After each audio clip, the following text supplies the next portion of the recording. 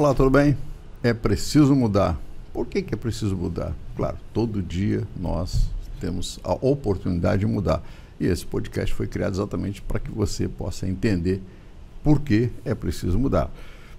A realização deste programa, do podcast, é do empresário Renato Marins, é um homem que é inquieto, né?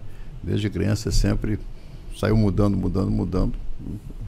Conhece vários países, conhece vários estados brasileiros, sempre nessa busca pela mudança. E você vai ficar sabendo aqui, essa oportunidade de eu mudar, você tem essa chance, e a ideia é exatamente essa, né? De você todo dia se perguntar quando acorda por que é preciso mudar. É isso, seu Renato? Exatamente. E nós devemos falar hoje, né, sobre empreendedorismo. Que é uma palavra nova, né? É uma palavra nova, porque no nosso tempo era comerciante, né? Fulano, a pessoa é um bom comerciante. Na verdade, começava assim, arregaçar as mangas para ir à luta, né? Isso, exatamente. E o comércio começou a desenvolver, principalmente o comércio de loja, que foi através dos libaneses, que chamavam de turcos. Por quê? Porque naquele século passado, no final do século XIX, século XX, no início, houve muita guerra, muitos problemas, muita pobreza, muita luta na Europa e também naquela parte árabe. Então, instituiu-se, se organizou para que as pessoas quisessem migrar, então havia um passaporte turco. Foi por isso que chamava de turco, porque você tinha o pessoal daquela região da Turquia, próximo, outros países, mas o passaporte era... E aquele pessoal vinha, eram muito atrasados de conhecimento, e vinham e chegava aqui e começava a ser mascate, que seria hoje o camelô. Mascate. É. Ele vinha com a mala, comprava alguma mercadoria e saia macaxeando. Exemplo disso foi o caso ou caixeiro viajante, né? Não, caixeiro viajante era aquele que saía com uma pasta viajando e visitando o comércio e vendendo. Seria o representante comercial de hoje? Seria o representante, e você tinha o comércio atacadista, principalmente de gêneros de secos e molhados, que ficava ali na rua, no Rio de Janeiro, ficava na rua Acre. Isso. E aonde aquela turma ali foi que fundaram o Clube Vasco da Gama, que eram todos portugueses. Então vamos lá. Para a senhora, né, que nos assiste, para o senhor que nos assiste, então tinha o mascate, que era quem se virava, né, pegava uma mercadoria, alguma coisa, e saía vendendo. De porta em porta. De porta em porta. Porta em porta. E eles tinham um dom de convencer. E vinham com aquela que não bastava só ir à luta, tinha que ter o dom, né? Porque antigamente os homens, por exemplo, a roupa que usava era terno, que era confeccionado pelo alfaiate. Então tinha que comprar o corte de tecido. E eles vinham com aquele corte de gazimira, de tropical, e inglês. E aonde, para mostrar a qualidade, eles pegavam aquele corte e pisavam em cima e puxavam. Pegavam um isqueiro, puxavam um fio daquele, botavam fogo, porque não queimava, porque era lã pura e não queimava. Tinha qualidade. Tinha qualidade. E batia na tua porta, você disse, não quero comprar, não. Mas as pessoas eram educadas e eles pediam logo um copo d'água. E a pessoa... Para ter fôlego. Pedia, exatamente. Não, para que pudesse adentrar ao ambiente da residência. Claro. Então, as pessoas humildes e convidavam para entrar e pedia para a esposa, para uma filha, servia o copo d'água, aquela pessoa lá com a moringa, botava uma moringa, porque não tinha geladeira. É verdade. Conservava a água na moringa, que era de barro. E nós sabemos que o barro é um bom conservante para manter aquela água ali fresca. Então, servia ali, então começava a conversa, o sujeito já estava sentado. Meio caminho andado. Exatamente, abria aquela pasta, dizia, não, mas eu não tenho dinheiro, não, mas... E ele começava a pedir um preço lá e tal, e ia baixando aquilo, e vendia por uma soma, que vem um negócio bem camarada e as pessoas acabavam comprando. Primeiro que se encantava com o produto. E com o produto, e com a conversa. E aí caiu em tentação. Então, a comercialização é tudo jeito, é tudo... É aquilo que a pessoa tem, aquele carisma, é preciso ter isso, e convencia. E depois acabava trazendo café para a pessoa, e servindo café e já comprou. Virava amigo. Virava amigo. E de mês em mês, de 3 meses, em época de pagamento da indústria, onde tinha aquelas vilas, os distritos onde tinha alguma indústria, que o pessoal recebia aquele pagamento, sabia mais ou menos. Naquela época... Ia com um caderninho lá. Não, e visitava, não vendia até à vista e tal. Depois começaram também a vender no caderno, com uma ficha. Aí veio depois o caminho. E essas pessoas foram que se tornaram os grandes comerciantes no Brasil. Então, toda cidade tinha sempre 3, 4, 5, 6, 10 famílias que chamava família turca, mas era a maioria de libaneses. Então, e depois eles compravam uma propriedade pequena na rua e faziam a casa atrás, ou em cima, no sobrado. E ali, então, eles trabalhavam e moravam ali. Então, eles estavam dentro de casa. E quando era noite de domingo e tal, a família, coisa vinha, botavam as cadeiras na frente, passava por dentro da loja mesmo e ficava olhando o movimento da rua, da festa da rua, e conversando com as pessoas. Então, isso foi aonde começou o negócio, que começou a desenvolver negócio, porque tudo era importado, né? Tudo que você pensar, foi aonde.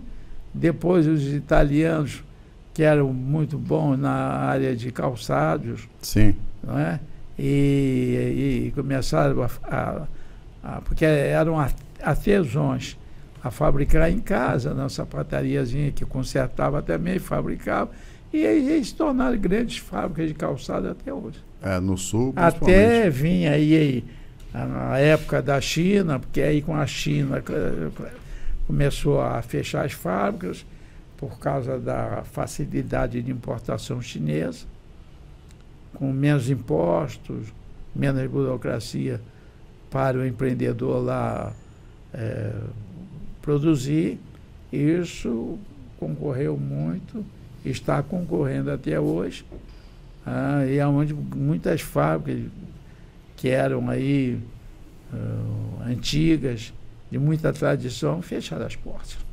Mas o que nós temos observado, né, acompanhando a grande imprensa no mundo inteiro, e outro dia ouvindo um especialista dizendo o seguinte, que a França, né, perdeu a capacidade de produção porque se acomodou e deixou, não, os chineses estão fazendo isso mais barato. E hoje em dia eles não têm mais parque industrial, porque as máquinas ficaram todas obsoletas. Porque a própria indústria acabaram perdendo esse pique. Os próprios industriais preferiram fechar as fábricas e aí botar a sua etiqueta, a sua marca lá na China, em contrato que foi feito, e botando eles para produzir.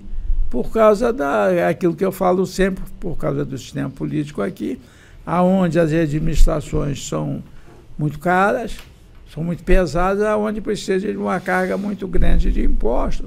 Então, isso facilitou. Então, a China, que você tinha lá milhões de pessoas na agricultura, em uma agricultura daquele tempo, com muito problema, porque a China tem muitas áreas, sim, que não são boas para plantação, tem muita problema de seca, de muitas montanhas, enfim. E não tinha condições de produzir alimento para esse povo todo, então se morria muitas pessoas de fome, milhares e milhares. Aliás, na época de Mao Tse Tung, centenas por dia, morreram milhares de chineses, morreram no campo trabalhando, e a maioria de fome. Onde depois veio o comunista, que sim, achava que botando todo mundo em pé de igualdade iria resolver, não resolveu.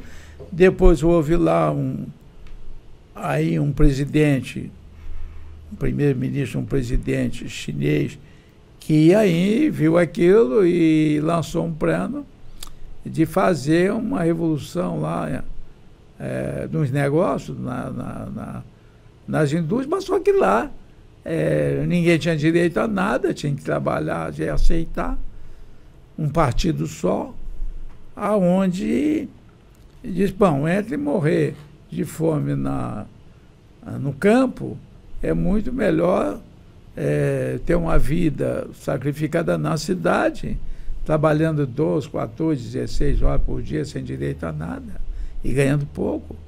Mas tem que comer. Exatamente. E aí eles pegaram a tecnologia dos outros, porque tudo na vida se copia. Tudo eles copiam. Acho que nada se cria, tudo se copia.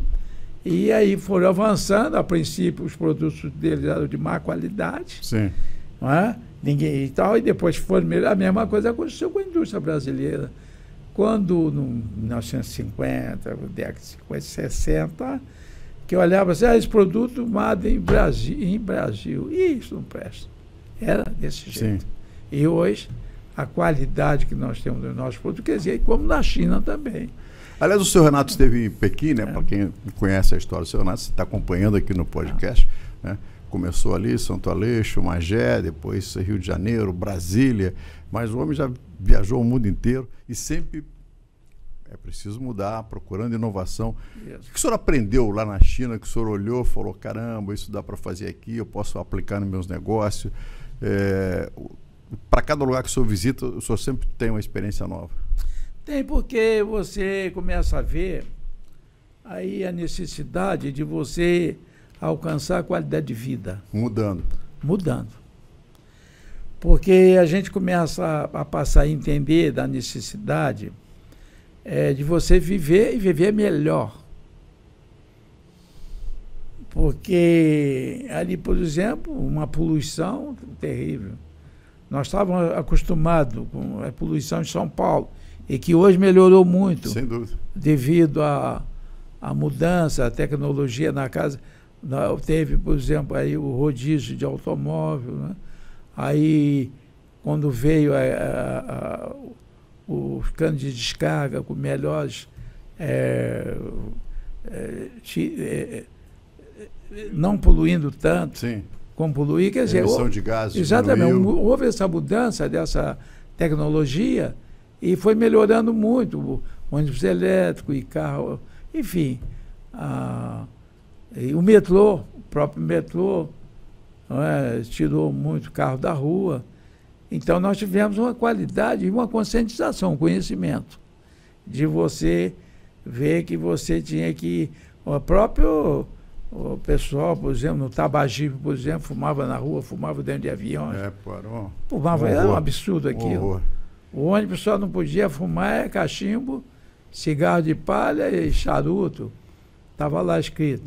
Mas era permitido até cinzeiro, nos ônibus e nos aviões. É verdade. Não é verdade?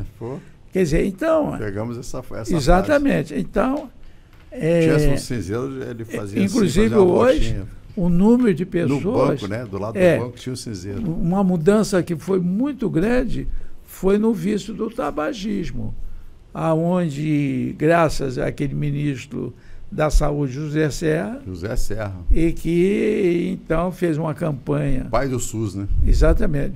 Uma campanha em quem vendesse... para não vender mais... aquela propaganda toda, bonita, na rádio, na televisão, aquilo tudo foi proibido, com o tempo foi proibindo aquilo, e também a exposição nas carteiras de cigarro dos problemas que o fumo pode comer, e também a campanha aí na imprensa do como o fumo fazia mal. Então, a gente via a coisa de...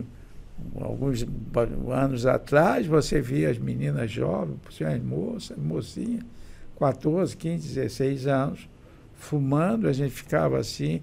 E hoje, graças a Deus, isso mudou muito. Sim. A gente não está vendo, então, o número de pessoas que fumam, e eu já fumei também.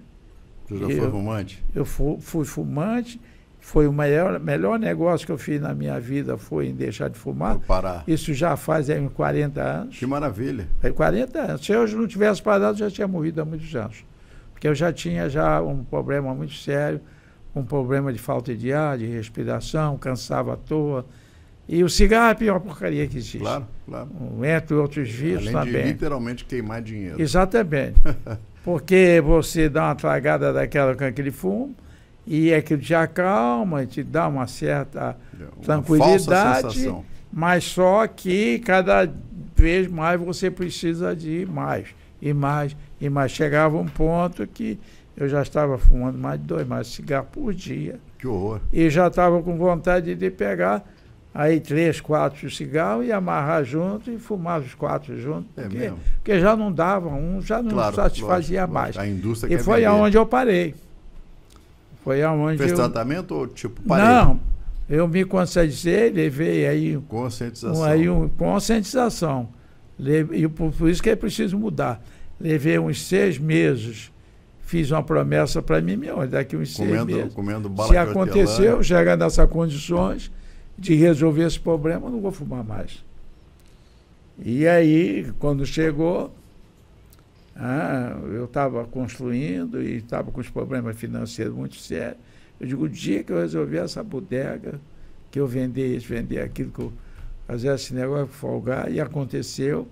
E eu não parei, depois eu pensei, aí nós estávamos, eu conversando aqui em Cabo Frio, numa roda de amigos, de 3 pessoas conversando, eu com mais 2, trocando ideia, e eu olhei para o meu bolso, tinha 3 cigarros, eu ia para casa e fiquei, esse cigarro não vai dar.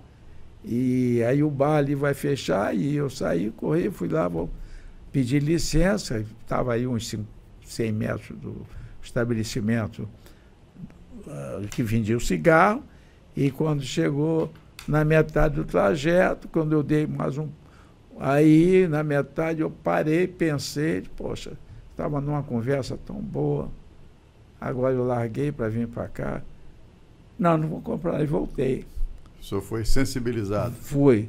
Graças a Deus. Fui. Então, alguma coisa me tocou, voltei e continuamos conversando.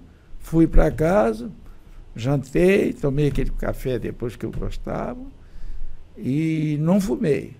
Botei o cigarro na boca, no outro dia botei o isqueiro no bolso, aquele maço de cigarro, e passei o dia todo com ele, não fumei. Comecei a chupar uma balazinha de hortelã e tal, porque você pega o hábito também de estar com uma coisa na boca. E a gente comia alguma coisa, dava vontade de fumar. Tomava um café, mais ainda. Até uma água que tomasse, depois da água tinha que fumar. Então, aquilo ali foi me incomodando, eu vi que eu não ia ter muito tempo de vida, e aí nunca mais. Mas fiquei com aquele isqueiro, com aquele cigarro no bolso, até aquilo se frazia, porque era frágil. Em poucos dias, a mulher aquilo ficou tudo em condições de jogar aquilo fora. Mas aí nunca mais.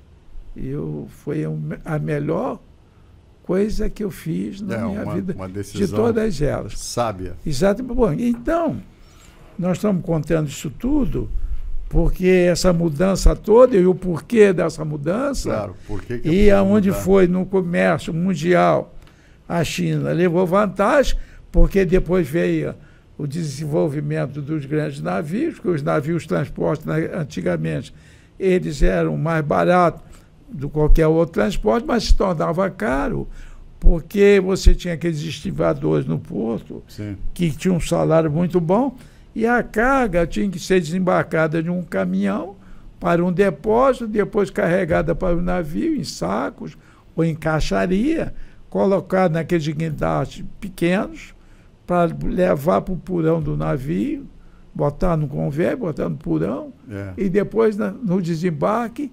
Então você tinha, hoje, por exemplo, você passa ali no cais do Porto de Janeiro, só ali tinha cerca de 18 armazéns.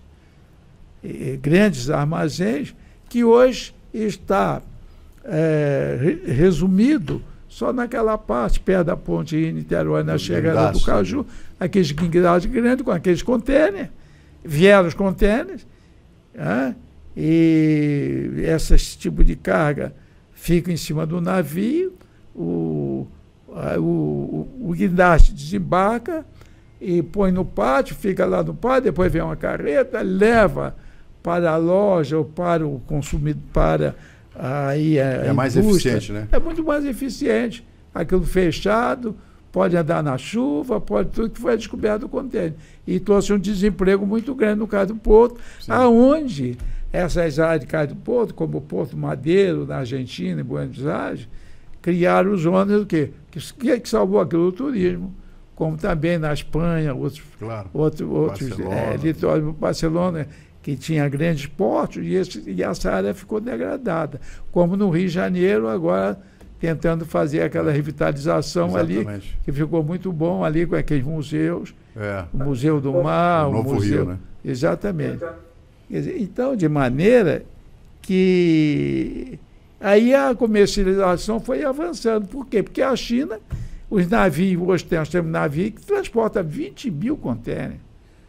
Então o frete ficou muito barato. Mesmo com a distância, ficou muito barato. E depois também, aí no século aí 19, né, se eu não me engano, aí 20, 19, foi construído o grande canal do Panamá, o grande canal também de Suez, né, mais antigo. Então, com isso, se favoreceu muito a navegação, encurtando o caminho. Bom, então, através da tecnologia, comunicações, isso favoreceu o negócio no mundo todo, diminuindo o custo dos produtos. Então, os países que tinham menos impostos... vou contar uma coisa. Em Hong Kong, houve uma época que teve a tal da gripe aviária. Você lembra disso? Sim, sim. O que aconteceu? O turismo e os negócios de Hong Kong despecaram por causa da gripe aviária. Que Hong Kong ficou sob domínio inglês durante 50 anos. Foi, porque era colônia inglesa e ficou sob... E desenvolveu muito. E ainda é muito desenvolvido. É a parte da China mais desenvolvida.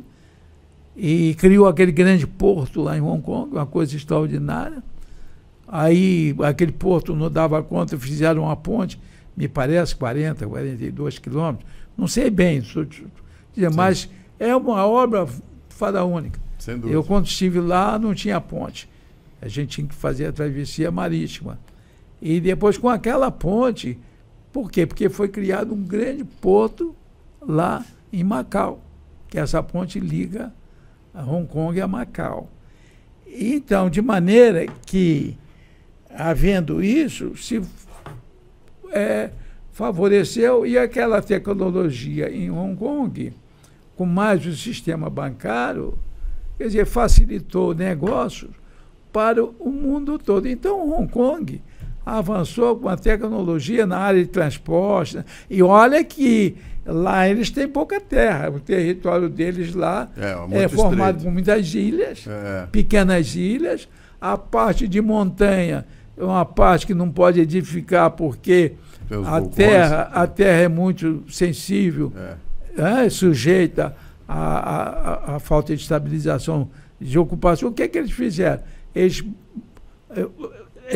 bombeavam areia do mar para construir aeroporto, construir e se fazia outras ilhas usando o material que estava no fundo do mar. A um custo terrível. Mas com aquele negócio da gripe aviária, isso que eu quero dizer. Aonde foi o crescimento do negócio com o Hong Kong? Que aí o governante disseram, olha, nós temos que fazer alguma coisa. Alguém disse, bom, temos que criar Hong Kong ser um ponto de atrativo. Voltar e desenvolver isso muito mais. Mas como? Como? Porque nós estamos aqui com esse problema que houve a gripe aviária, que foi saneado, mas ficou aquele problema. Lógico. E disseram, não, vamos tirar os impostos. Então, eles tiraram os impostos, que seria o ICMS nosso aqui, facilitando não pagar nada. A Irlanda fez a mesma coisa. Exatamente. Com Dublin lá. Exatamente. Ia ganhar o quê? Ia ganhar em outros impostos. Claro. E criando o quê? Desenvolvimento. Dinheiro novo que entra na economia. Dinheiro novo. e criando desenvolvimento na área de turismo, na área de comércio, uma coisa extraordinária. Então, aquilo houve um crescimento. Pô, o movimento, no tempo que eu estive lá, e hoje muito mais, daquele aeroporto, quando você vai desembarcar, que o avião aterriza, ele vai taxiar na pista e depois vai para aquelas pistas auxiliares para que ele possa chegar na estação de passageiros. Quando ele vira assim, que ele faz aquela curva que sai da pista, bom, aí quando você vê atrás dele lá, pô, tinha um monte de avião que já tinha descido atrás. Questão de poucos segundos de um para o outro. E tudo funciona. Uma fila. E também para levantar voo também, em outras pistas. Claro. Quer dizer, então, e tudo funciona.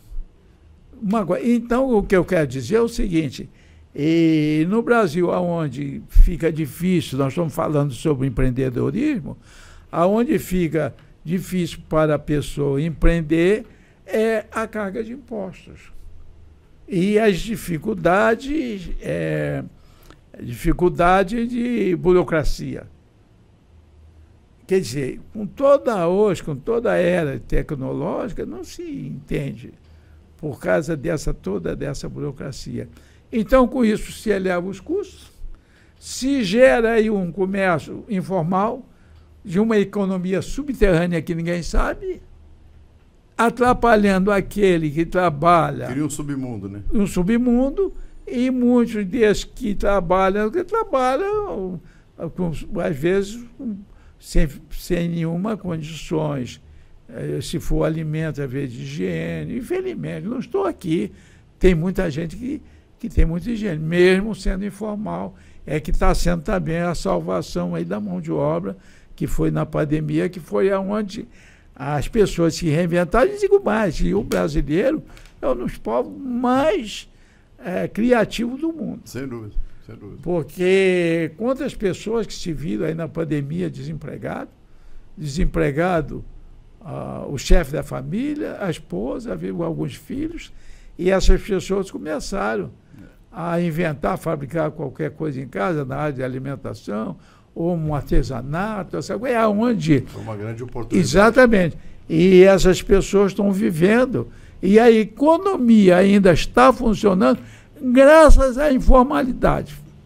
É preciso entender isso, a informalidade. Por quê? Porque não consegue aniquilar com eles.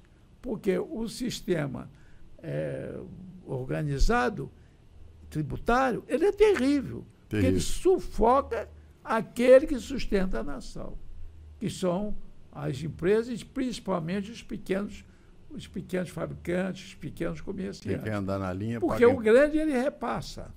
A indústria grande, ele repassa aquele custo. Lógico. Nós estamos vendo agora, nos últimos 3 meses para cá, um aumento de custo de vida absurdo, por causa dessa reforma tributária, que é preciso que se faça, mas da forma que está se falando. Então, é uma cumplicidade muito grande, e aonde agora o empreendedorismo é a grande saída, o mercado de prestação de serviços sai do país.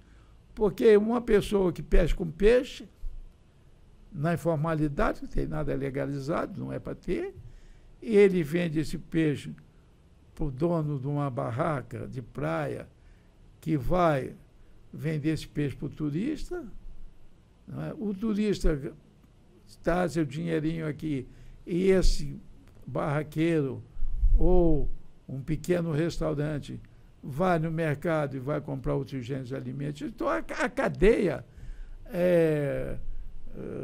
de circulação se desenvolve, de riqueza se desenvolve. A gente vai fazer um breve intervalo, já volta aqui no É Preciso Mudar. Você vai entender mais da história é preciso mudar do empreendedorismo, né? A gente está aqui tendo uma verdadeira aula, né? O seu Renato, que tem uma grande experiência. Quando essa palavra empreendedorismo, né? Nem existia.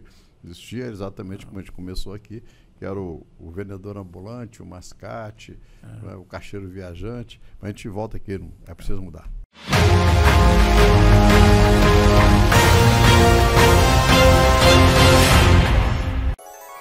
vida é feita de superação e conquistas. Para alcançarmos a vitória, precisamos passar por obstáculos, ser forte e nunca desistir. Porque sabemos que com fé, paciência, cautela, ética, união e trabalho, podemos recomeçar. Não importa em qual etapa da vida paramos, o importante é que estaremos juntos para retomar nossa caminhada e reconstruir nosso comércio. Boas festas e feliz ano novo! Padaria Remar, desde 1987, deixando nossas vidas mais saborosas.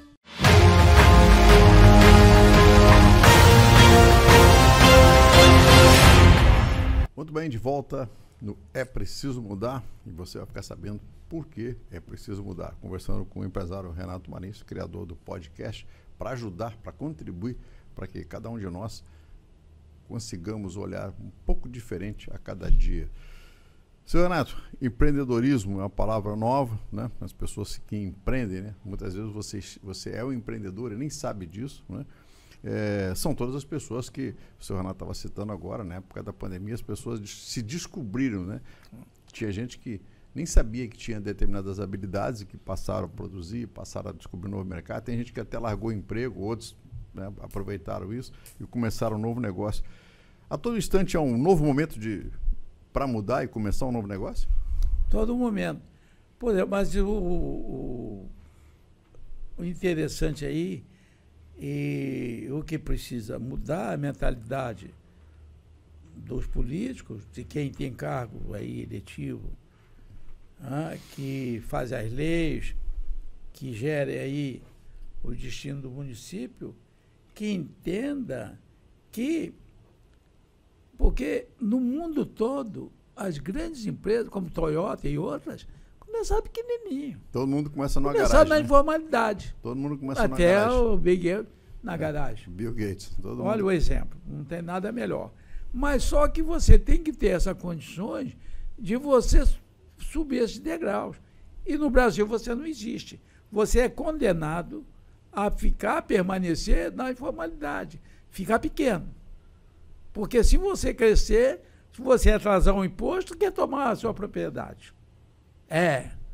Com toda arrogância, bloqueia a tua conta, tira o dinheiro da tua conta e não te oferece condições nenhuma para aquilo. Então te obriga a você ficar na informalidade. Esse que é o problema sério.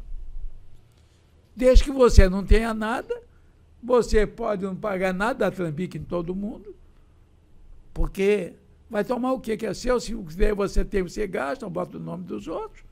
Se você comprou uma propriedade, você não legaliza ela e não deve legalizar. Quer dizer, o sistema atrasa todo mundo. Todo mundo, porque se você legalizar, primeiro que vê um IPTU um absurdo. Sim. De cara. E se você não pagar, vai para a dívida ativa. Se o carro e não na pagar dívida o ativa imposto, vai a leilão para te tomar um imóvel. Agora, se você comprar uma propriedade, como diz no papel de pão, de direito, você tem mais direito do que quem tem uma escritura. Por quê? Porque você vai passando, você só não tem uma coisa, você não consegue vender através de um financiamento aí da Caixa Econômica, do Sistema Financeiro da Habitação, qualquer banco, ou também você conseguir um financiamento para você fazer uma obra e tal, desde que você faça, mas tem que fazer à vista com o seu recurso. É a sua única coisa. Agora, você está mais garantido na informação. Infelizmente, eu estou dizendo isso, infelizmente, não estou dizendo que é o caminho. Claro. Eu estou dizendo todo a mundo realidade. Queria andar na linha, né? A realidade. Porque se você se legalizar, tu está lascado. Você vai pagar certos lugares aí, certos municípios, IPTU, que é praticamente igual a um aluguel. Quer dizer, você vai pagar um aluguel do que é seu. Então, aonde vai legalizar, fazer um prédio, vai ter que ter um condomínio. Esse condomínio é caríssimo. É verdade. Porque a água é cara, a luz é cara, aí o cidadão prefere ficar aí na comunidade e fazer gato. Porque não paga nada e a companhia deixa e nós que temos que pagar a conta do quem fizer o gato. Em média de 40% do furto, tanto de água quanto de energia. Aliás, o senhor Renato está tocando aqui no assunto da informalidade e dos fiscais, né? E a gente, como jornalista, lógico, né, vivencia muitas situações. Numa dessas, senhor Renato, eu estava em Búzios e os fiscais da Fazenda do Estado começaram a bater nas lojas da Rua das Pedras, enfim. Né? Naquele tempo. Porque acha que Búzios é lugar de rico e bateram. E aí eu conversando com os fiscais e a dona da loja disse o seguinte: pô, minha loja aqui eu pago os empregados, mantenho na baixa temporada, quando, né, eu seguro todo mundo. Agora, os camelôs, esse pessoal todo que vende coisa assim. Aí a resposta do subsecretário de Fazenda do Estado é o seguinte: para nós eles não existem, porque eles não são regularizados. Pois é. Aí ela falou: bom, então eu vou ficar irregular para não existir também, porque aí não tem fiscalização. Exatamente. Olha que absurdo. Pois é. Então é bonito. Outra coisa, se você tem uma firma, abre uma firma 1 ano, dá um trambique, abre outra no nome não sei quem, mais 2 anos, dá um trambique. Agora, se você tem uma firma que tem 20 anos, 30, 40, 50, tudo está lascado. Porque você tem tanto problema dentro dessa firma, devido à idade dela. Esse problema não termina nunca. Porque não existe a consideração de você ter mantido aquele negócio porque você teve capacidade de manter. Claro. E já recolheu muitos impostos e fez muito benefício para a comunidade. Você não é reconhecido. Quer dizer, então, de certa maneira, tudo isso é gerado por esse sistema, porque, inclusive, hoje não tem mais fiscalização. A fiscalização existe naquele que é legalizado, que é através da amostragem lá do computador, que vê lá, cruza tudo e tal, e o sujeito está lascado. Quando, em outros países, tá, como os Estados Unidos e outros mais, quando você ganha um dinheiro e faz um balanço final do ano, e você reaplica todo aquele dinheiro que você ganha, você não paga nada de imposto, porque você reaplicou o dinheiro. Fez a economia andar. Fez a economia andar. Então, você é útil para a sociedade. E quando você está em dificuldade, vai lá alguém do governo e tal, perguntar se você precisa de socorro. De um socorro, de mandar um consultor lá, financeiro, para ajudar você a Quer dizer, na verdade, existe um organizar respeito ao empresário. Se precisa de financiamento para você não fechar as portas. Aqui não. Eles ficam contentes em pegar... Mete o pé na porta. Em fazer com que você quebre. Por quê? Porque para que você se torne um dependente. Aliás, um exemplo aqui... Dependente deles. Para quem tem um pouco mais de experiência, né, um pouco mais de idade, todo mundo lembra aqui da Casa de Shows no Rio de Janeiro, na Zona Sul, ali, em frente ao Rio Sul, do Canecão. O Canecão foi para a justiça várias vezes, porque tinha alguns problemas de impostos, enfim, o Canecão é um ícone, né? E o que acontece? A justiça tirou a família Prioli lá do Canecão, vão fazer 20 anos que o Canecão está lá abandonado, dominado pelo tráfico de drogas e tudo mais, enfim. Então, tiraram para quê, né? Isso pode. Tiraram para quê? Exatamente. Podia ter continuado, gerava emprego, uma série Exatamente. de coisas. Quer dizer, o sistema, ele prejudica mais do que ajuda, né? Claro. Primeiro porque você já não tem aí uma educação para preparar o povo para aprender a trabalhar, a conviver. E você não tem a educação, é onde nós mesmos é que temos que treinar a nossa mão de obra. E você tem uma rotatividade muito grande, um despreparo das pessoas, onde essas pessoas não são preparadas, se tornam ignorantes, desperdiçam aí todo tipo de matéria-prima, essa coisa. Não existe esse conhecimento por falta de que é um papel de governo. Você paga impostos para isso, para você ter segurança, educação, até a área de transporte, favorecer a você transporte em qualidade.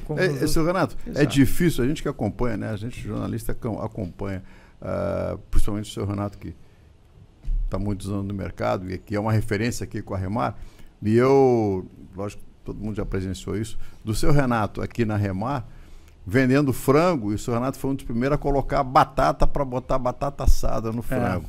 Né? E aí um dia eu chego ali, estou na fila para comprar frango, porque sempre foi um sucesso, e aí assim, meu filho, tem que botar aí o seu Renato, tipo 11 horas, o seu Renato assim, por que você não botou o frango às 8 da manhã para ver? Agora o pessoal que quer almoçar vai almoçar às 4 da tarde, nós vamos vender frango para ninguém, né? Eu estava junto, eu falei, é verdade. Você, olha, eu nem lembrava disso. Mas assim, não, assim, nunca mais eu esqueci. Fala, caramba, as pessoas têm pessoas que começam a almoçar às 11 horas, mas assim, então você tem que botar o frango. Né? O seu Renato saiu para resolver coisas, quando voltou, o rapaz, 11 horas da manhã, estava querendo acender a fogueira do... Foi bom você falar nisso. Hoje mesmo eu estava no estabelecimento de atacadista de uma empresa muito grande. Foi que eu não esqueço disso, Renato. Faz 20 anos isso, hein? E aí eu vi aqueles funcionários, repositor, não sei o quê, no mercado, abastecendo prateleira, conversando com o outro. Disse, não, quem paga meu salário, não é? Quem paga meu salário é a empresa.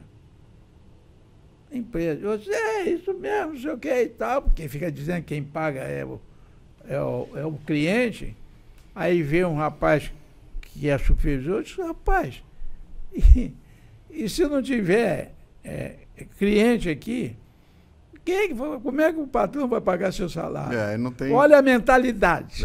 Se não tiver cliente, não tem emprego, né? Olha. Então, não é?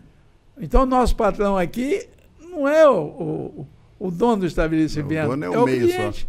Só. O cliente só vem se tiver bom atendimento, tiver mercadoria na prateleira. Claro. Se não tiver, como é que ele vai? Então, você veja o atraso, aí a coisa que vem, esse sistema de muitos anos, e também que existem muitos patrões que são ruins, mas não é o caso da maioria, mas você tem nesse meio, como em todo lugar você tem essa gente, como também tem muitos empregados muito ruins, mas você tem a maioria, são bons funcionários. E esses ruins prejudicam, ganham a mesma coisa, tem o mesmo direito que tem um bom. Olha aí o problema. Esse é o tomate podre no cesto, né? Exatamente. Seu Renato, ao longo desses seus mais de 50 anos aqui de Remar, da papelaria, assim, o senhor já teve mais de 1000 funcionários? Muito mais.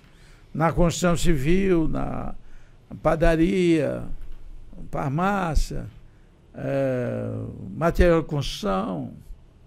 Eu tive uma época, eu tive cinco firmas diferentes, que era papelaria em outro município, papelaria e material de construção em outro município, em Magé. E aqui eu tinha a construtora, o hotel e a padaria. Chegou a ter uns 400 funcionários. E a farmácia, Então, nós tínhamos, a gente tinha aí 100 e alguma coisa, 150 funcionários, por aí. Mas com essa rotatividade, eu tive milhares que trabalharam aqui e que muitos aprenderam a profissão com nós. Eu tenho essa satisfação de formar pessoas. Durante uma época também, e eu sempre defendi o equilíbrio, porque uma das coisas mais importantes que existe na vida é o equilíbrio. Sim. E principalmente o equilíbrio entre capital e trabalho, que é a saída do mundo, que é a participação do lucro. Quer dizer, é você ter o capital, dinheiro, não é? Monetário, e você ter o capital trabalho, que é mais importante do que o dinheiro. Sem dúvida. Porque o dinheiro você tem banco, você tem pessoas que podem te emprestar, você tem alguma coisa que você pode vender e você consegue, você tem crédito. Agora, o capital humano é muito complicado, aonde não se olha para esse detalhe. Então, isso aumenta muito o custo da construção, da indústria, do comércio. Não, de tudo, né? A falta de informação. Tudo. Outro dia dia é baixa produtividade. Outro dia eu estava conversando com um empresário, né, das antigas, e sentamos num restaurante e ele pediu assim, falou, o que você pode trazer alguma porção de pastel? Aí ele falou assim, o que você tem? Eu tenho pastel de camarão, pastel de carne, pastel de queijo. Então você pode trazer 2 de cada, por gentileza. Aí o menino foi lá para dentro, né, e daqui a pouco voltou, a gente continuou conversando. Aí o menino botou, ele falou assim, meu filho, vem cá, qual é o pastel de camarão, qual é o de carne, qual é o de queijo? Falou, quando o senhor abrir, o senhor vai ver, deve estar no meio aí. Aí falou, sabe por que isso? Não dá para brigar com o menino. Porque o empresário, ele não paga direito quem deveria. Porque se ele pagasse bem o profissional, profissional saberia distinguir, e, olha, esse aqui é isso, aquele outro, na verdade, seria um bom serviço. A gente nunca mais voltou nesse lugar. Você vê o seguinte, é falta de treinamento. Não é pagar bem, não é pagar. O dinheiro é consequência. Tudo na vida são consequências. Quando eu canso de falar, tudo na vida são processos. Sim. Tudo vai se processando.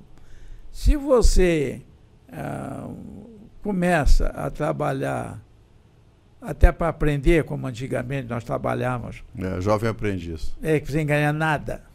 E ainda ficava devendo favor. Nosso pai ficava devendo favor que a pessoa arranjou. É verdade. Ficava devendo favor. Bota meu filho lá.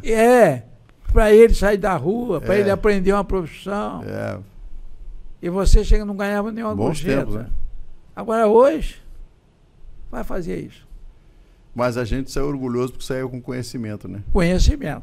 Quer dizer, então, porque o ganhar é em função do que você faz. Porque ninguém quer perder um bom empregado, uma pessoa que tenha talento, você quer formar ele. Mas hoje as pessoas... E nós queremos que ele desenvolva. Essa é a minha luta. Porque eu digo, por que é preciso mudar? Como você diz assim, você é bem-sucedido. Eu não sou bem-sucedido, coisa nenhuma.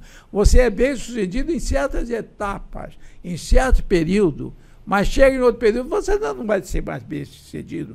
Pelo andar da carruagem, nós não seremos bem-sucedidos aí até o final do ano ou até o ano que vem.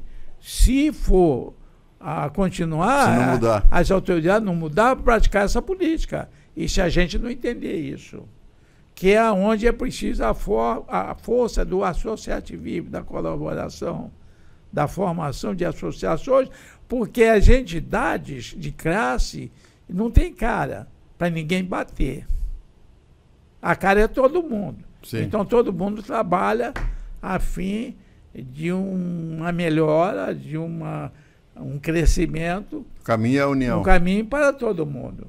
E isso não existe, esse espírito associativo. Aí lembrando o velho bobo, né? Olha lá, a imagem. Aquilo é antigo. Eu já conhecia aquilo em 1952. Eu nasci. Eu quando era criança, a gente pintava isso, achava o máximo, assim. Não é isso? E sempre isso veio na minha cabeça, né? Exatamente, tipo assim, gente, vamos. É mais fácil nós empurrar os dois juntos do que cada um para um lado, exatamente. Né? E aí todo mundo passa a comer mais, né? Então a busca do equilíbrio, não é? Nós tivemos, por exemplo, antigamente, você na área de indústria, você tinha o Senai, que ainda tem até hoje, que é uma grande organização, mas era muito difícil a gente ter condições de estudar na escola do Senai. Eu tinha muita vontade, não conseguia. Hoje nós temos aí o Sebrae, tem o Sesc, o Sistema S no Brasil. O Sistema é boas instituições, mas ainda tem muita coisa para fazer, porque ainda é muito pequeno. Então, é preciso que exista essa mentalidade e a gente, no país, nós temos muita dificuldade. Agora, por exemplo, na pandemia, que ajuda que nós tivemos? Que reconhecimento que nós tivemos como empreendedor? Nada. Muito pouco. Tivemos aí aquele empréstimo do último governo, que foi como é que chamava aquele empréstimo bancário? Eu esqueço agora. Não é isso? Eu não consegui. Teve um socorro. Eu não consegui, porque hoje passou a existir a busca do lucro a qualquer preço e ainda fugindo da ética, fugindo da finalidade. Nós já falamos em outro programa bastante, a gente tem falado bastante sobre isso, eu não vou falar mais, claro, que a gente vai ficar muito repetitivo. Então, para estar aí malhando na mesma, não dá. Mas, de maneira, isso que acontece, aonde se transformaram o capitalismo no capitalismo selvagem, de interesse próprio, de interesse, e aonde passou a ter uma disputa muito grande dentro dos negócios, uma concorrência muito grande, e que aí você deixa a ética de lado, você deixa Aí o espírito... Voltamos aos tempos bárbaros, né? Os tempos bárbaros. Um atropelando o outro. Atropelando o outro. Porque com essa toda a tecnologia, vendendo até informações, né, de CNPJ, de CPF. Está uma luta desleal, né? Desleal.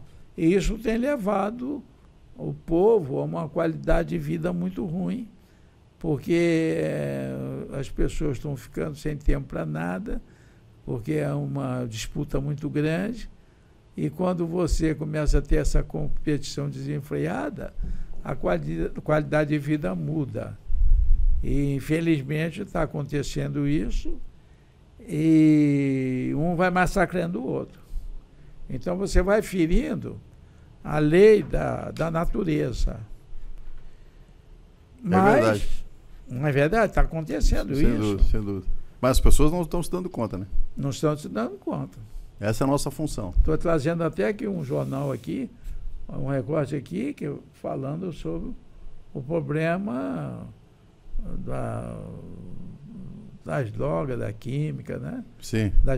Dos remédios controlados, das depressões, da falta de... Quer dizer, isso preocupa. É por isso que nós criamos esse programa aqui, É Preciso Mudar, que nós vamos estar aqui sempre abordando temas diferentes. É verdade. O porquê que não está levando a essa situação. Na área de indústria, de comércio, de convivência de associativismo, porque você sabe que eu trabalhei aí em cerca de 16 profissões diferentes. 16 que o senhor lembra, né? Que eu lembro, 16. Que o senhor conseguiu aprender, trabalhar. Exatamente. Para que eu me desse mais conhecimento, abrisse mais a minha mente, e hoje está me favorecendo muito. Tudo foi um aprendizado. Aprendizado. Sempre mudando. Por isso que é preciso mudar. Quer dizer, então, nós estamos muito preocupados. Senhor Renato, qual é o tempo, quando o senhor fala que é preciso mudar, e a gente, conversando com as pessoas que nos assistem, né? E tem uma pergunta que sempre se faz, e o senhor é a pessoa certa para responder isso. Qual é o momento em que a pessoa precisa se dar conta que é preciso mudar? É um sentimento que tem que tocar no coração? É um desespero? Qual é o momento certo? Porque o senhor é um belo exemplo, né? Mais de 20 profissões, ele fala 16 que ele se formou, fez ofício, ajudou pessoas, enfim. Mas em determinado momento o senhor falava assim, para mim aqui deu, eu tenho que partir para... Qual é o momento certo que a pessoa, claro, cada ser humano tem a sua característica, que a pessoa deve se dar conta, tipo, aqui deu, é preciso mudar? Bom, isso vem com a sua vivência, com o passar do tempo, que você tem que se adaptando, não é? Porque... Está sempre alerta. Você nasce num lugar, cria-se ali, tem o princípio de educação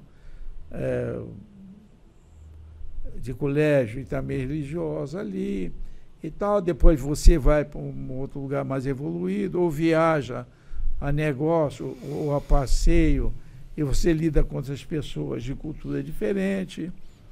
Viajar é fundamental. É fundamental. Então aí você vai desenvolvendo e você vai vendo que também vai evoluindo. Não é isso? Se você for ver, por exemplo, aí na história do automóvel, em 1889, me parece, foi o primeiro carro construído pela Mercedes-Benz na Alemanha. Posso ser que eu esteja enganado. Em 1879, eu sou... A gente vai corrigir as datas. Mas é essa época. Aí o automóvel foi desenvolvido através de uma carruagem, sabendo que descobriu um motor a combustão. Com a era do vapor, depois o combustível à base de gasolina, de derivado de petróleo. Aí foi evoluindo. Aí você viu o que evoluiu. Não é? Quando evoluiu? Né? Na área de comunicação. Eu, por exemplo, olha quanta mudança que eu vi. Que eu vim do tempo do rádio. 1900 45, inclusive eu tenho até um belo exemplar, qualquer hora eu vou colocar. Vamos colocar aqui, vamos colocar. É uma relíquia. Uma relíquia, ele tem ele de 1930 e pouco. Que funciona aí. Ele é a válvula. E 35, então você vê, eu já tenho aí 90 anos, sei lá, quase 90 anos. Olha isso. Agora você vê a evolução que teve. Não é isso? A televisão em 50 e pouco, que poucos tinham, né? A geladeira, né? Enfim, então foi assim, uma evolução muito grande. Eu senti muito isso, que eu, felizmente, eu tenho vivido até essa data, e algum tempo, pela minha idade, então vi uma transformação muito grande. É verdade. Então, planos econômicos, então, nem se fala, né? Nas modas. Mais de 10 planos econômicos nesse país. Sim, então, parece 5 ou 6. Se for entrar nessa área, a gente vai fazer um especial só de plano econômico. Só né? desse plano. Quer dizer, então, o problema das guerras, o problema das confusões políticas, né? Quer dizer, as mudanças de governo, só eu tive contando, eu acho que vi quantos. Não sei se foi 16 governos ou 26, sei lá. Presidente da República. É verdade. Eu passei por, eu acho que 26. Quer dizer, e continua o mesmo problema discutindo, o mesmo problema básico. Falando das mesmas Pelo coisas. contrário, agora ainda piorou. Porque agora já tem... Exatamente. Não, Quer dizer, o problema não é então, falta de comunicação. Então a mudança vem, né? Você vê na área, por exemplo, de saúde, né? Meu pai era enfermeiro, quer dizer, eu vivi isso, não é? E a mudança que houve, uma coisa extraordinária. Fantástica. Não é?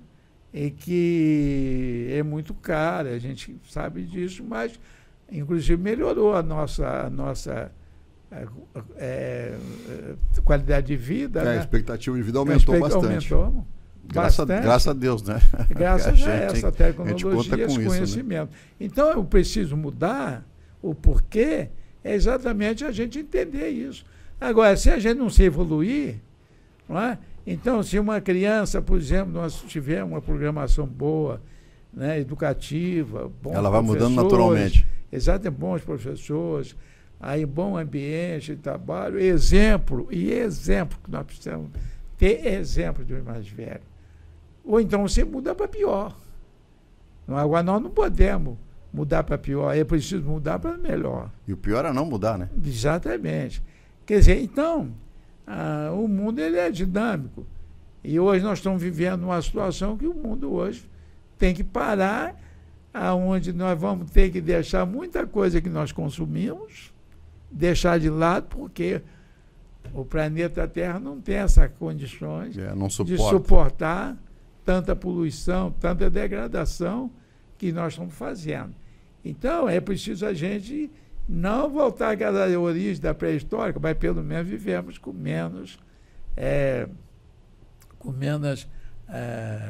menos objetos, claro, não é, de consumo, e que chega um tempo que você pega qualquer coisa, joga fora. Aliás, quando o senhor Renato fala aqui, é bom que a senhora, o senhor que esteja nos assistindo, entenda o seguinte. O senhor Renato acabou de dizer assim, né, tem a poluição e a gente joga fora e tal. Uma das coisas que as pessoas precisam entender é que, por exemplo, você pegou o lixo e disse assim, bota fora. Não tem onde botar fora. Por quê? Porque a terra é assim. Se você tira a terra de um lugar, ela vai para outro. A água sai de um lugar e vai para outro. E se tirar a terra, vem enchente. Então, assim, está acontecendo muito. Então a gente nunca bota nada fora porque não tem onde botar, né? Essa que é a verdade. Tira as plantas que suporta fica tudo no planeta. As chuvas, aí com essa chuva você tem a chuva pega aquela terra que não tem segurança ali e leva para os córregos ou para o rio, assoerando o leito do rio, aí vem a enchente. É um desastre. É um desastre, tem acontecido. Direto. E com isso você mexe com o clima porque você derruba as matas, claro, maltrata e tal. Quer dizer, então você não tem aquele ciclo, e isso vai cada vez piorando mais. Por isso que é preciso mudar. A gente vai fazer um breve intervalo, não sai daí que a gente já volta aqui.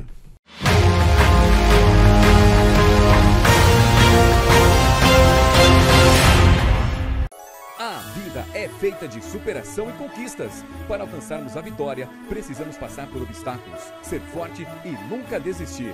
Porque sabemos que com fé, paciência, cautela, ética, união e trabalho, podemos recomeçar. Não importa em qual etapa da vida paramos, o importante é que estaremos juntos para retomar nossa caminhada e reconstruir nosso comércio. Boas festas e feliz ano novo! Padaria Remar, desde 1987, deixando nossas vidas mais saborosas.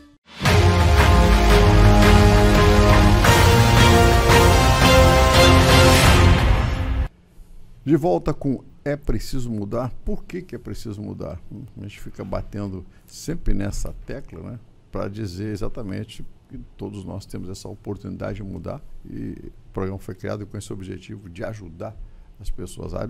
O seu Renato sempre diz o seguinte, que temos todos nós que trabalharmos, mas com a intenção de ajudar o próximo, e que o nosso trabalho ele só passa a ter resultado, além do resultado pessoal, quando você beneficia alguém. Esse é o caminho, senhor Renato? Se você for ver a história das grandes empresas, das grandes corporações no mundo, que cresceram mais, foi em função disso. Tem uma companhia de alimentícia que ainda existe nos Estados Unidos, não me lembro o nome, que começou industrializando, não sei se um milho, um cereal desse. E esse industrial foi o primeiro a criar condições das mulheres que ia ganhar criança ficar mais tempo em casa. Olha isso. De dar mais condições de ajuda. Humanizando um pouco. Humanizando, para que aquelas mães tivessem condições de dar o cuidado, a atenção merecida para os seus filhos. Porque até então se trabalhava muito, ninguém tinha direito a nada. E esse empresário, ou outros que agiram parecidamente, com outras medidas de ajuda aos seus colaboradores, foi muito criticado. Eu cito um aqui que foi... Toda mudança provoca reação, né? O exemplo do empreendedorismo brasileiro foi Barão de Mauá. Se você for ver a história de Barão de Mauá, foi extraordinária. Veio do nada, órfão de pai, a mãe ficou viúva, lá no Rio Grande do Sul. Tinha tudo para desistir. Ele era seu conterrâneo. É verdade. Tinha tudo para desistir. Tudo para desistir. E a mãe depois precisou casar-se, mas o novo marido não aceitou que a mãe ficasse separada daquela criar aquela criança, aquele jovem, e naquele tempo, 12, 13 anos, me parece, já tinha começado a trabalhar. Então a mãe se comunicou por carta com um parente no Rio, eu acho que viria a ser tio desse Barão de Mauá, ou tia, e veio para morar na casa dessa família, aonde essa criança, esse jovem, esse adolescente, foi trabalhar num armazém pequeno, com português, depois a pessoa quebrou, depois foi trabalhar com judeu, e foi aonde começou a história dele. E já ele, como grande empreendedor, você tem ideia, não é? O sujeito que construiu a primeira estrada de ferro do Brasil, que ligava Mauá, a praia de Mauá, à Raiz da Serra, no segundo distrito de Magé, para que o rei pudesse.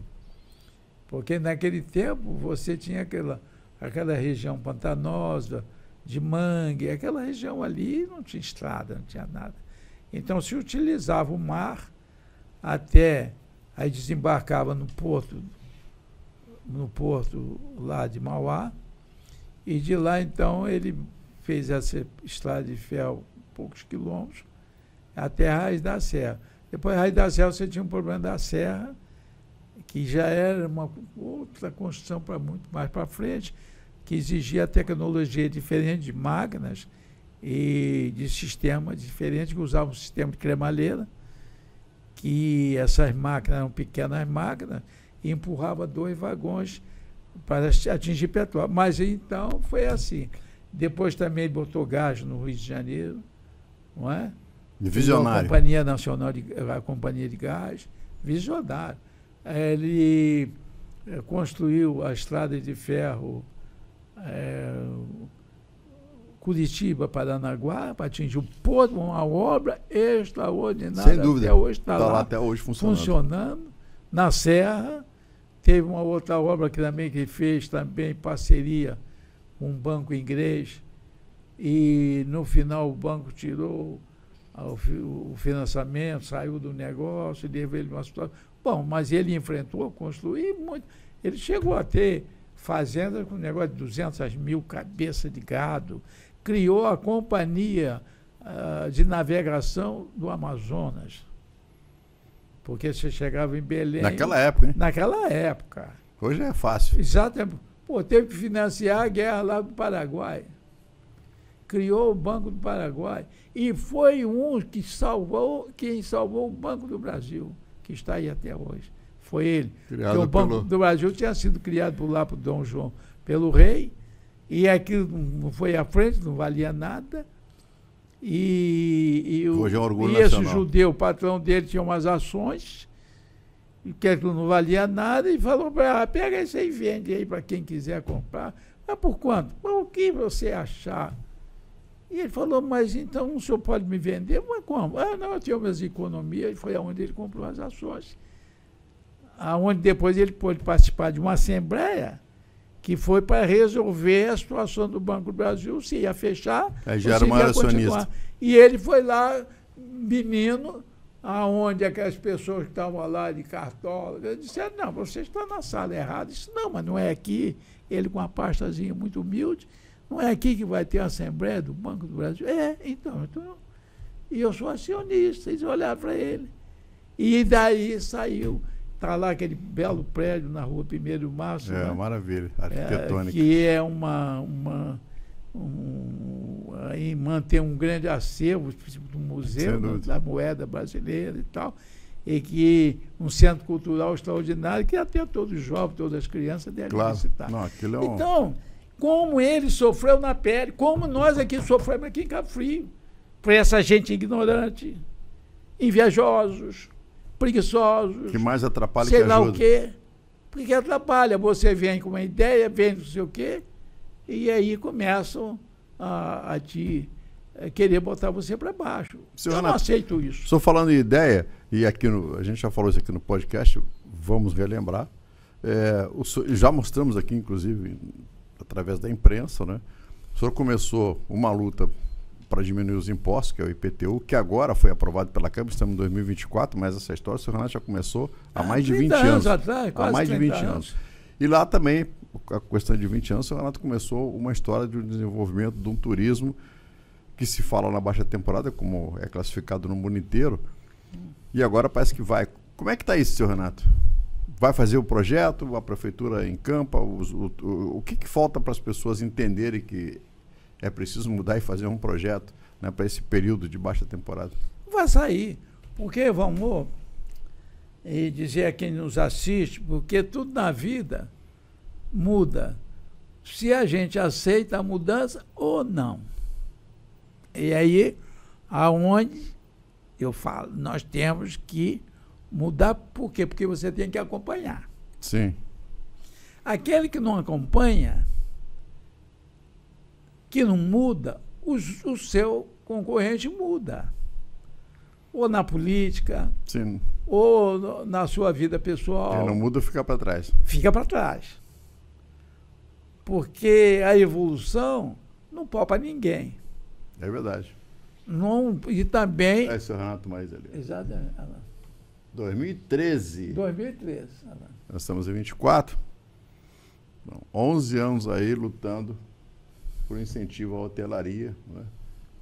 Por mudanças na hotelaria. Isso eu já estou dizendo ali que já o senhor era conselheiro da Associação Brasileira da Indústria de Hotéis e hoje, com muita honra, diretor da ABIH, que é a Associação Brasileira da Indústria de Hotéis. É um por cada cidade? Do Estado do Rio de Janeiro. O senhor que representa a cidade ou o senhor representa... Não, é o seguinte, existe uma diretoria e essa diretoria tem o seu conselho regional. E vocês têm os conselheiros na cidade do Rio de Janeiro, de acordo com o número de habitantes de hotéis, e você tem também, em certos municípios, não em todos, mas em certas regiões, você tem os conselheiros. E tem os diretores, que a maior parte são diretores do Rio de Janeiro, de grandes hotéis, indicação das maiores redes de hotéis. E eu acho que eu fui o primeiro a ser colocado como diretor do interior, principalmente aqui na nossa região. Eu não conheci ninguém. E a BIH ela existe há cerca de 70 anos. E agora nós tivemos em Brasília. Sim. Já houve lá 3 reuniões. A primeira foi no dia 5. Uma instituição respeitadíssima. Muito respeitada.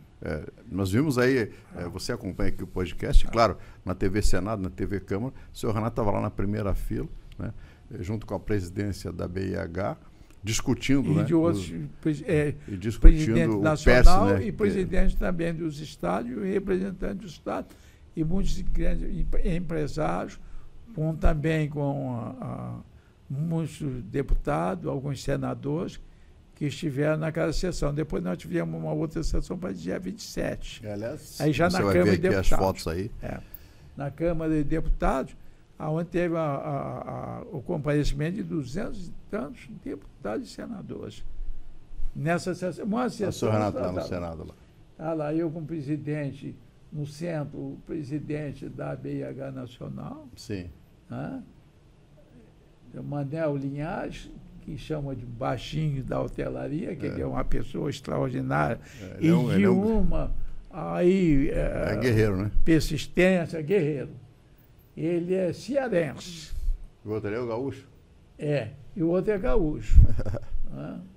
O Paulo Michel... Então está bem representado. Está o senhor aqui do Sudeste, um do Sul e outro do Norte, verdade, né? Verdade. Mas estava lá também mais alguns diretores, também da região do Café, do Vale do Café, do Sul Fluminense e outros mais. Nós tivemos lá cerca, no Brasil, dentro dos 500, uns 500 representantes, e visitando também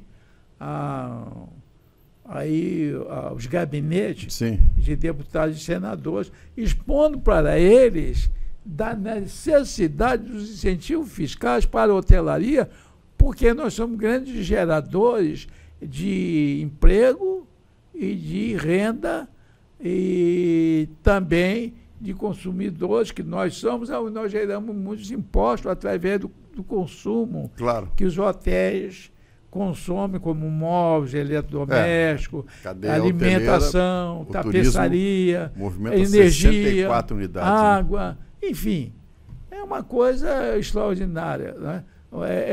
Construção civil, você tem que estar sempre fazendo obras. É verdade. Então você gera. E outra coisa, e foi o segmento que mais sofreu com a pandemia. Parou antes e começou depois. No mundo todo. O mundo todo teve muita ajuda. E aqui não. E nós fomos o primeiro a parar, a mandar parar. O primeiro das autoridades mandaram parar. E nós fomos o último a voltar. Então, durante aí cerca de uns 2 anos, qual foi o caminho? O caminho foi nós se endividamos, olha lá na mesa, tá vendo? Conversando, tá entendendo? Trocando ideia, tá vendo?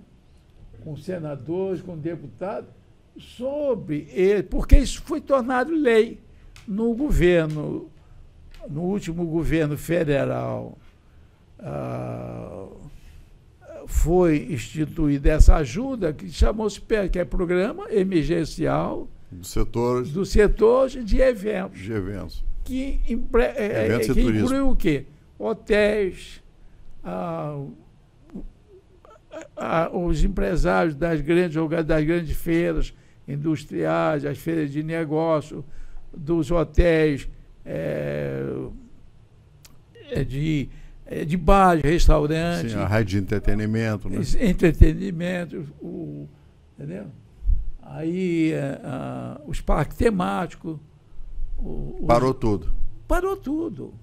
Parou tudo e nós tivemos que bancar isso. E depois o seguinte, nós não podemos pegar nossos funcionários simplesmente porque você poderia chegar lá e mandar isso para o Ministério do Trabalho, fazer uma coisa, dispensar todo mundo, pagar quando você pudesse. Criava uma injustiça social. E, claro, não é nosso caminho. E depois é um capital, como eu estava dizendo, que é o capital mais importante que tem, que você não pode desmontar essa estrutura. Claro. Então nós tivemos formação que de mão de obra, né? E sustentar quando mantendo o pagamento, pagando a previdência, pagando todo o salário desses funcionários, dando todas as condições e para que fizemos isso como? Se endividando. É verdade. Aí começamos a atrasar impostos, começamos a apanhar dinheiro no banco, você paga 50 mil, depois precisa apanhar 100 para pagar 50, 200 para pagar 100, e virou uma bola de neve. Se endividamos, com essa crise toda, nossas propriedades perderam valor, você para vender alguma coisa ficou muito difícil. Sim. Veio aí perdeu o poder aquisitivo. E outra coisa, nós tivemos que devolver dinheiro, porque naquela época a gente tinha aí, nós estávamos no mês de março, aquela coisa. Sim, então, teve muita devolução. Vinha a Semana Santa. Desistência. Você já tinha contratado algumas excursões de alguns turistas que já tinham pago. Claro. Tiveram dado o sinal de reserva e que depois pediram para devolver. E devolver como? E nós tivemos que devolver. Porque o hoteleiro compra farinha, compra arroz, compra tudo. Exatamente. Né? O restaurante compra os insumos. Exatamente. Compra o móveis ambulante novos, compra o camarão para fazer o salgadinho, compra aí a sua cervejinha para vender lá e tal, né? Faz a sua coxinha lá fazer aí qualquer coisa para vender na praia, não é isso? E aí ficava com aquilo em casa, tem que comer aquilo. Porque foi uma coisa desastrosa. Nunca se viu igual. Virou uma cidade fantástica, parece aqueles filmes de ficção que nós assistimos. É verdade. Não é? Quando o mundo acabou, que não sei o quê, que a Terra não sei o quê. A gente ficava olhando isso, nós passamos por isso. Ainda bem que estamos aqui, né? Estamos aqui, mas aí ficou o quê? Ficou a ressaca, ficou os problemas que agora que esses problemas estão vindo. E aí o que faz o governo? Dizendo que não pode perder a arrecadação, deu uma canetada lá, que já era lei que já tinha passado no Congresso, e anulou tudo. Bom, sacrificou o setor de novo. Sacrificou pelo setor. Que a partir de 1º de abril nós tínhamos que, principalmente as empresas maiores que estão no lucro presumido, mas acontece que no turismo, no segmento da indústria de turismo, não existe negócio de grande, porque você tem o grande, mas antes do grande você tem o micro, você tem o pequeno, você tem o médio e você tem o grande empreendedor. E que um segura o outro. Uma feira de eventos, quantos marceneiros que chegam lá, vão trabalhar para montar aqueles stands, os eletricistas, pessoal que leva as plantas para decorar aqueles stands. O jardineiro, até o pipoqueiro que fica lá de fora. O pipoqueiro, aquele recepcionista, o restaurante lá dentro do salão de evento que trabalha. Afeta todo mundo. Todo mundo. E aquilo é montado para durar 3 dias. Leva dias montando e desmontando aquilo. Antes, durante e depois. Né? Sai dali, vai para um outro evento. Então, move uma força de trabalho de pessoas ali de mais diversas profissões que a gente não pode imaginar. A hotelaria, a feira da Equipe Hotel, chamada Equipe Hotel, que já existe aí há muitos anos. Entendeu? A feira, é o negócio que mais sem dúvida faz negócio no Brasil, aonde corre mais recurso. Por quê? Porque só na área de hotel você tem lavanderia.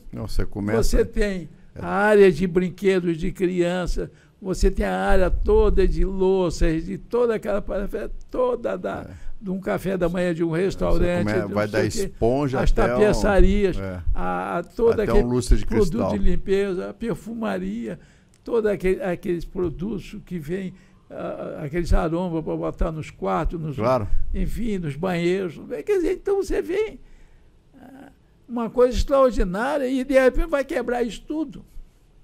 E outra coisa, e nós no mundo, o Brasil é o país que tem as melhores condições no mundo de fazer turismo. Porque você tem olha o Sul, com claro. Rio Grande do Sul, Santa Catarina e Paraná e São Paulo. Olha o que esses 4 estados oferecem na área de belezas naturais, Nossa. de culinária, sem dúvida. Enfim, de indústria. É um outro mundo. Outro mundo. Depois você vê o Sudeste, Rio de Janeiro, Espírito Santo, Minas Gerais. Olha esses estados, a Nossa. potência desses estados. Se todo mundo trabalhar junto. Depois você vê um Centro-Oeste, não é? Que vem Tocantins, Goiás, fazendo, tudo. Só Brasília é um poderio extraordinário de turismo para nós aqui. Depois você tem o Nordeste. Olha o Nordeste.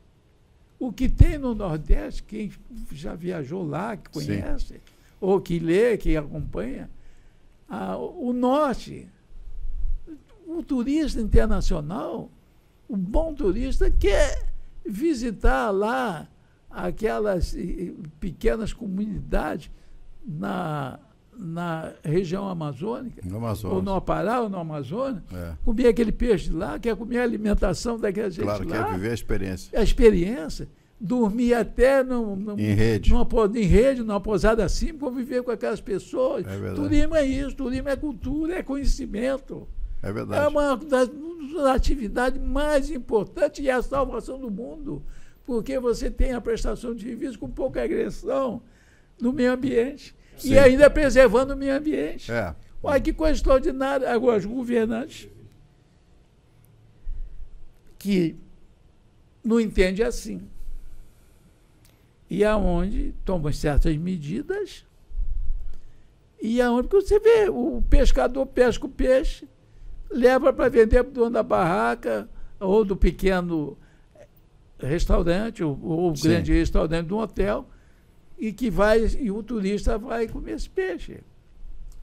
E ali, quem trabalhou ali vai pegar aquele dinheiro. O dinheiro circula. Circula no local. Então a riqueza é isso. E o governo, em vez de ele tirar um imposto muito alto, se ele tirar, em vez de 30%, tirar 5%, ele vai tirar mais. Por quê? Porque ele tirou 5%, mas aqueles 95% que sobrou de quem produziu alguma coisa vai gerar um consumo lá na frente que ele vai tirar mais 5%. Se fosse assim, os Estados Unidos aumentavam os impostos deles de circulação de mercadoria. Ora, e aonde você tem a própria China, a própria Hong Kong, né? E outros países que você tem vantagem naquele que cobrando menos impostos. Então, isso tudo parte de um sistema. Nós já falamos muito nisso aqui, vamos falar muito, bater sempre nessa tecla. É verdade. Que o Brasil, entre 1000 problemas que ele tem um problema que é 1000 vezes maior do que os 99 problemas que ele tem. Veja bem, apenas um problema que o Brasil tem se resume contamina os outros.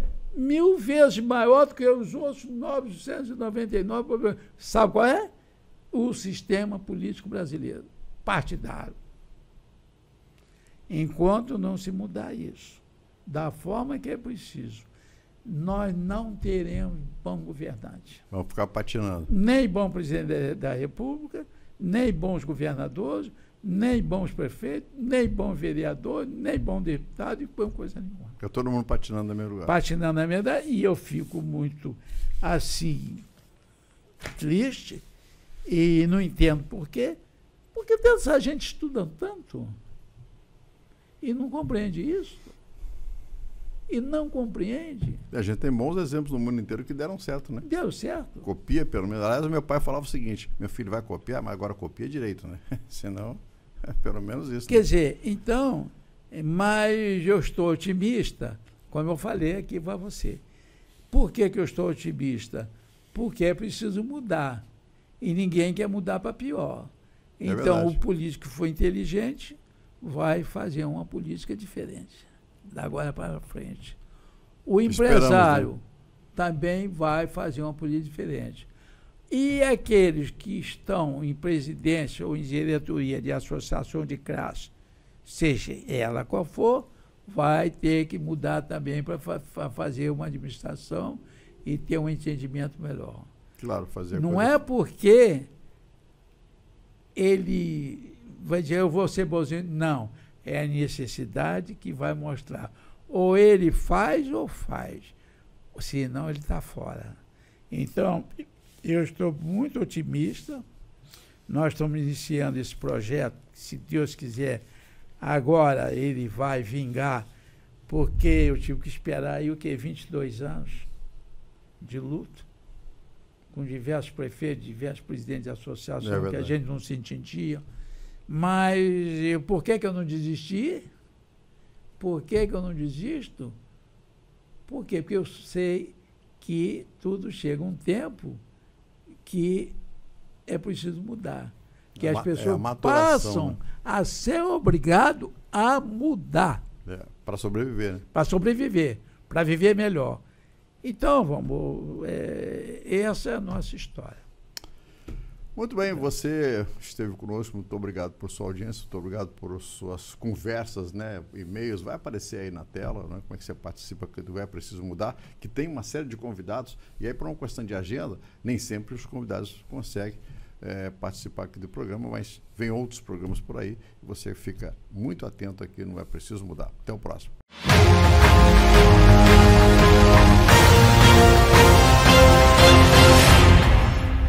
A vida é feita de superação e conquistas. Para alcançarmos a vitória, precisamos passar por obstáculos, ser forte e nunca desistir. Porque sabemos que com fé, paciência, cautela, ética, união e trabalho, podemos recomeçar. Não importa em qual etapa da vida paramos, o importante é que estaremos juntos para retomar nossa caminhada e reconstruir nosso comércio. Boas festas e feliz ano novo!